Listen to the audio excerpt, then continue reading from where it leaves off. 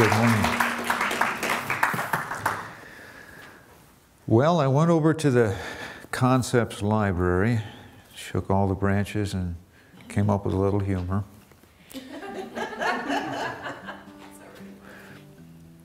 Hey, I got a laugh and I haven't even told a joke. We're off to a great start. Well, actually, this is a blonde joke. I know, they're terrible, but this one's kind of cute. There were these three blondes and they were out taking a nature walk, and they came up over the top of this rise. And the first one over looked down and her eyes lit up and she goes, "Wow, look at the size of those tracks. It must be a rhinoceros." And the second one took a look. He says, "They're bigger than that. It must be a hippopotamus." And the third one says, "No, they're bigger than that. It must be an elephant." And they heard a noise, looked up, and got hit by a train.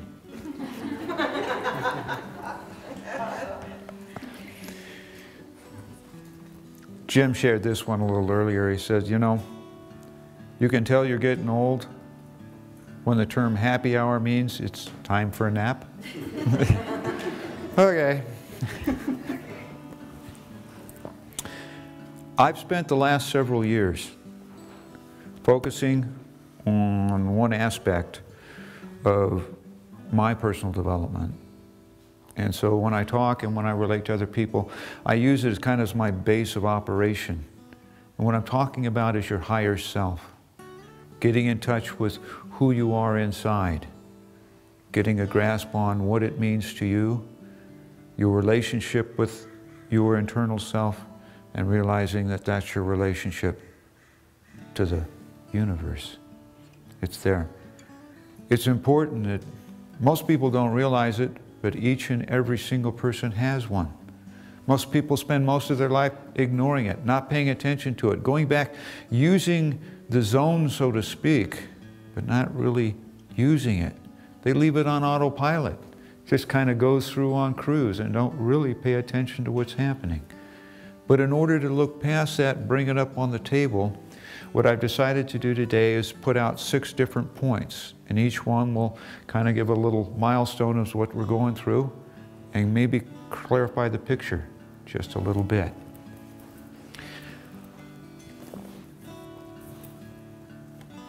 And I want to focus while we're there on the 2 most important things that we deal with in life. Love and your own personal power.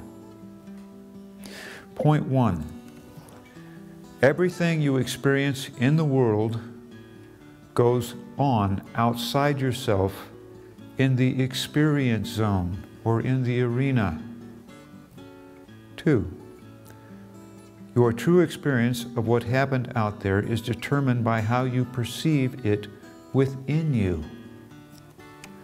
3, the power to totally transform your experience of the world is within you, not out there. 4, the true power in the internal world is governed by your understanding and perception of love.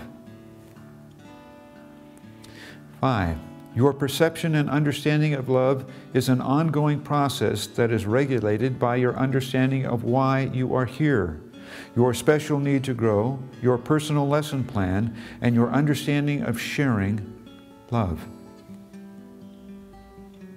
And 6, your true expression of love is directly related to your understanding and acceptance of your personal power.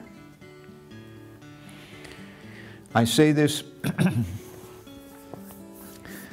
on almost every lecture I give, but I say it because it's extremely relevant. The Neanderthal of the 21st century is the mind that refuses to see past the illusion of the physical world. It's time to catch up and get in front of the curve rather than be left behind. That's what the new awakening's all about. That's what the new millennium's here. That's the new understanding, the quickening they call it. Is this cloud that's been over the planet, so to speak, that's been hovering here, that's kind of kept man behind this shield is moving away. And if you can't learn to see past that illusion, you're in serious trouble. What's happening with 212? The world isn't crashing, isn't blowing up. It's crashing as you knew it. It's changing. It's not going to be the same. The circumstances around it are totally different. Everywhere you look, look at the Middle East. Look at the structure that was there to suppress people to get on top of it. They're crumbling. They're falling down like dominoes. Look at the money system that was all geared towards a certain attitude and watch it folding up left and right. I mean, we're in a financial crisis and we created it ourselves. And it's time to look at what we did and how we handled it and what's this and what that, and taking a look and seeing past an illusion. Well, what we're going to get to here is exactly that. Everything you experience in the world goes through the outside, goes on outside yourself in the experience zone. It's easy to say the whole world is a stage, but it's exactly what it is. Out there is what happens to give you stimulus that comes into yourself so that you have an opportunity to make decisions, to determine how you feel about this, to try and do something. If you don't have a physical world to do something, you're in an illusionary world, you might think, or in a mental world, which would be a much better way of saying it, the proper way. You see, in order to have physical reality, even though it's an illusion, you have to have a physical zone to have it in. So you need this zone to be here. But you have to remember, half of the illusion is understanding that it's just a zone. It's only a small piece of what you are. I can't say this enough. You're not a human being having a spiritual experience. You're a spiritual being having a human experience. This is an experience, part of your perception, but you're much greater than that. Your mind and your heart are far expanded beyond this little set of circumstances. The universe is huge. The planet's big, but you know what? Most of your life goes on right here with what you're paying attention to and what you're focusing on. Because that's the zone where this experience happens, where people say things to you, or you say things to them, or this and that, or contests take place, or whatever it happens to be. This is the experience zone. It's outside you. Your experience of what happened out there in the arena is determined by how you perceive it within you. Now, that's why two people can have exactly the same experience and have two totally different experiences. You can say one thing to one person and they'll take it one way, and say the same thing to somebody else and they'll take it a different way. You can take a boatload of tourists, take them to Bangladesh, get them out and have them look around. This group over here will be going, wow, look at the wonders, look at the culture, look at this. And the other half's going, boy, this place stinks, it's hot, it's ugly. You can have whatever experience of it that you choose to. You get that choice. And your experience of it is based on whatever your experiences of the past have been, whatever your growth patterns of your need to grow are within you. All of that's being processed, the pluses and the negatives. Every time you go through something, it's going through this myriad of information, comes out, and now you get to see it. But yours is different than yours, and yours, so the experience that you're having is different. That's the downside, and the wonderful side of the whole deal is you have a personal experience. It's something that's important to you as an individual. That's why one person, you know, can be struggling so hard with a situation and the other one just loves it. Because whatever they need to see or grow has to do with them, not someone else. And that's one of the reasons it's people, you know, they say don't judge. You have no understanding of what this person's going through or why, or how they're experiencing it, because you're not standing in their shoes or seeing it through their eyes. Important to remember.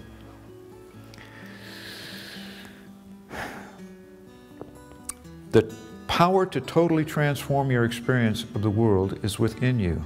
not outside you. You can't change what happens out there. You can only determine how you feel about it.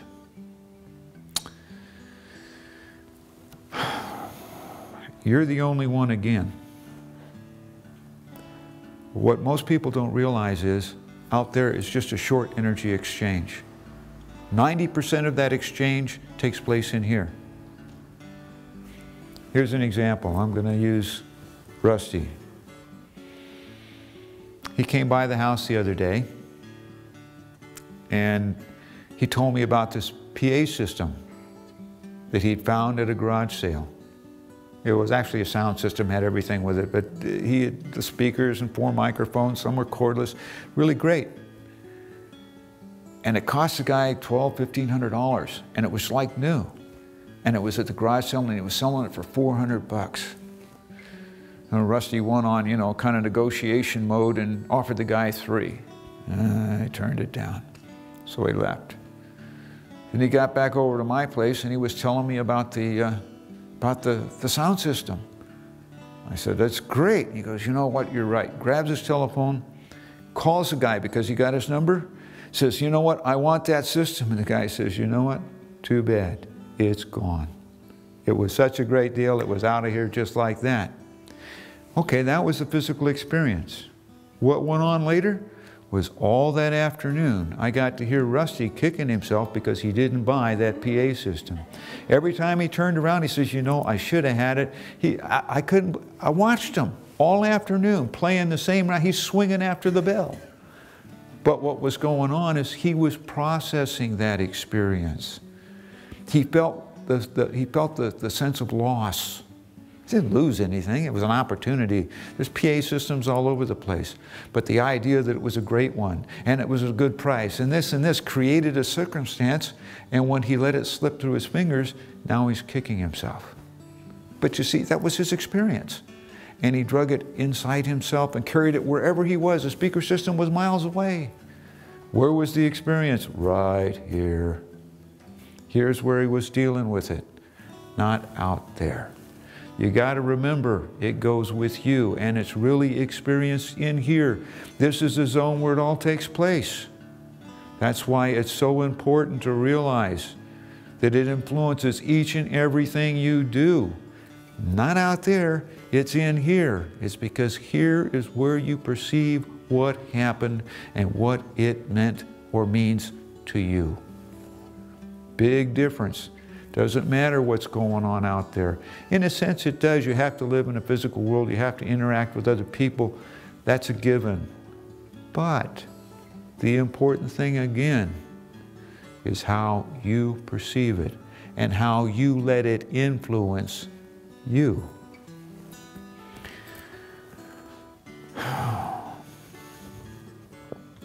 The true power in the internal world is governed by your understanding and perception of love.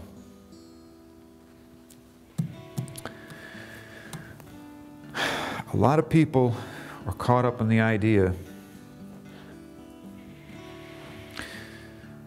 that warm expressions of energy, warm fuzzies, a feeling of closeness and a feeling of union between people is love. And they're not wrong. It is. But that's this little teeny piece. What you're going to find out, whether you do it today or however long it takes, is that piece of love has to grow. Because what you're going to find out is love encompasses absolutely everything you experience. Oh man, he can't be telling me that. I'm not going to buy it, right? No, it does. It's so much a piece of everything that you do, and we don't realize it. We only see this little piece. It's like at the universe. Good reference point. We look at the world right now, and as far as we're seeing it right here, it's easy to prove the world is flat because we're only looking at this little piece and nothing else exists but this and this, so we're seeing that. But behind the scenes, really, the world is round, and there's a huge universe. It's far beyond, but we're not paying attention to it there. We're only paying attention to here so it gets in the box. The same thing happens with love. I think I'm going to get to it in the next 2 points here, and I'm kind of integrating the two, but that's the way it's going. So we'll go from there. Everything that you can conceive, back up a little bit from that too. What you have to understand beyond anything else, that the most important thing that you have going on here is your own personal spiritual growth. Not your spiritual growth, not yours, mine, because it's all relative to me. Spiritual growth is the coin of the realm. That is why you are here. 1. 2, you get that growth through experiences.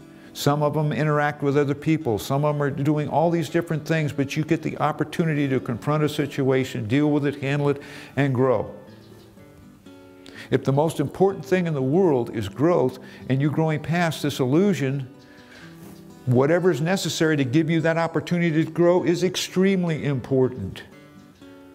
And it takes 2 people or more to get together to have that exchange of energy for that opportunity to grow. And it's a sharing. And it's sharing all around love and all around what's happening, because technically it is love. Because they're giving you the opportunity. They've taken the time out of what they're doing in their life, interacting with you and creating that opportunity to grow. You can't get it any other way. There's something called tough love. And it's there because when it's time to grow and when you have to deal with it and work with it, it isn't always what it seems. It's what it is. And not necessarily what you want it to be.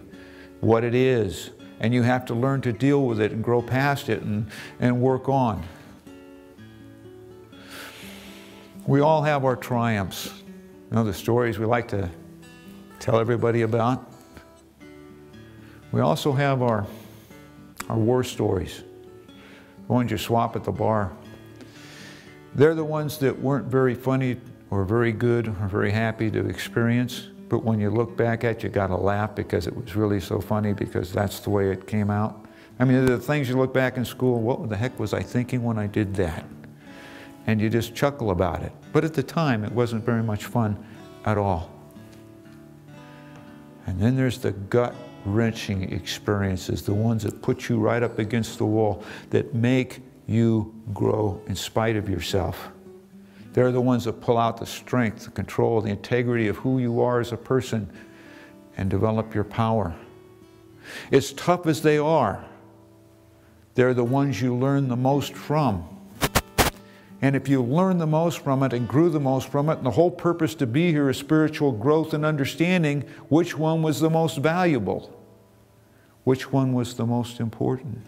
Which one really, when looked at and turned around, turned into love, just because you learned, understood, and understand what it meant to you? If you can see that picture and see a different set of circumstances, someone that comes into your life that shares whatever they need to share to bring it up, becomes the opportunity to grow. And the key here is getting the vision. Don't let your goggles get clouded, but getting the opportunity to see past the illusion. When someone comes to you with anger and you realize the confrontation, you can buy in right here and make it a push-pull tug-of-war, or you can learn to see past the anger just for that moment. Come from an objective point of view, look past the anger and see the pain or whatever it is that's causing the anger. And the second you do that, it disarms it, because now you're objective in what's going on. And you can share the experience not head on, but through a different set of eyes, a different set of understanding. You can actually feel compassion. That's where they say you can love your enemy. Yeah, you can, if you understand and see what the experience is to you, how important it is. But you have to see past the illusion.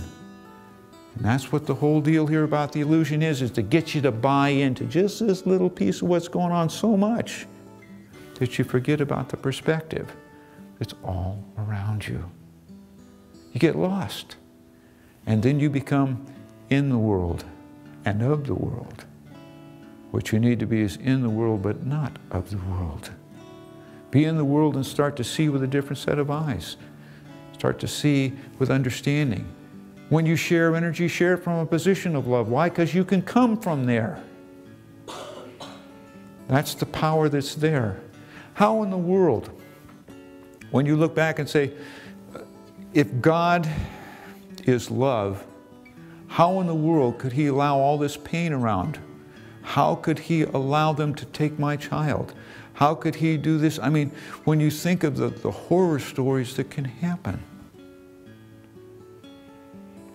But again, if you'll realize that we're all here to grow, nobody lives forever. We're all just passing through. You're a spiritual being, not a human being. Not that you're not a human being, but you're a spiritual being first. You're just passing through. Everyone's going to die. Okay? You can dwell on the fact that you had a wonderful experience with this child and it was brutally, horribly taken away from you. Carry that around with you the rest of your life and use it as an influence to drag you through that position. Or you can understand it for what it was, a chance that this person came, brought you joy and happiness in your life, and for whatever reason it was important for them to move on. Their game plan. And when it was time to go, God took them away. You have to be able to learn to love the sharing that you had, not what you don't have. You see, if the person was still here and just taking a visit over to Cleveland somewhere, it wouldn't matter because you still had them here in your heart. They weren't physically here, but they're there. It's that sense of loss when you physically can't touch them anymore. Suddenly it's a panic stricken, it's been taken away. No, it has, it's gone, it's changed. But the interaction, the memory, the energy that was exchanged is still there. And if you'll look to it and touch it from that standpoint and embrace that, that energy that you shared with that loving individual will be there the rest of your life. No one can take it away. It's yours forever. It's yours to touch, be with, remember, share, and bring it to yourself. And each time that you learn to see one of these things, these little illusions for whatever they are, it may seem at a time like you're the only person in the world that knew what happened. But the truth of the matter is, everybody sees it. Here's how they do it. The second that you fall back in here, organize your mind and organize who you are, and put your house in order, and work with it, every time that you take a step forward and grow a little bit, not just you know about it, but your higher self knows about it. Whose higher self's connected to the universe. There's an exchange of energy that lets more energy in. And what happens there is that experience that you receive, that strength, becomes part of your vibration. You can wear it on your chest like a star.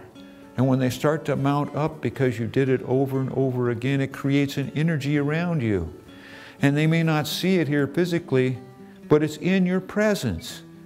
It gives you a sense of confidence, a sense of love, a sense of sharing that just is part of you. And everyone you come in contact with gets a chance to experience it.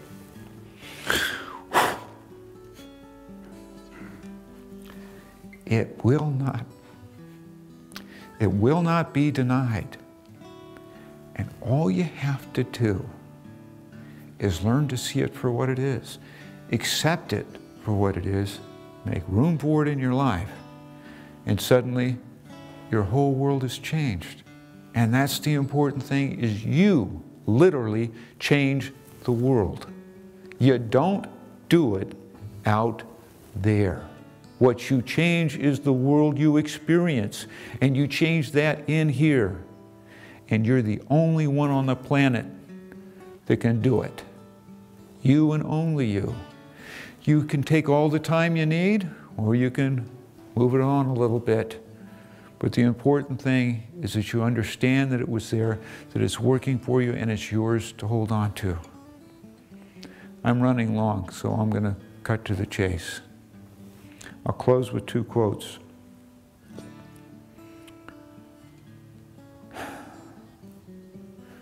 The questions are endless, but the answers always the same. Life is what it is, and what you make of it's up to you. And you can claim to be anything you want, but your religion's what you do once the sermon is over.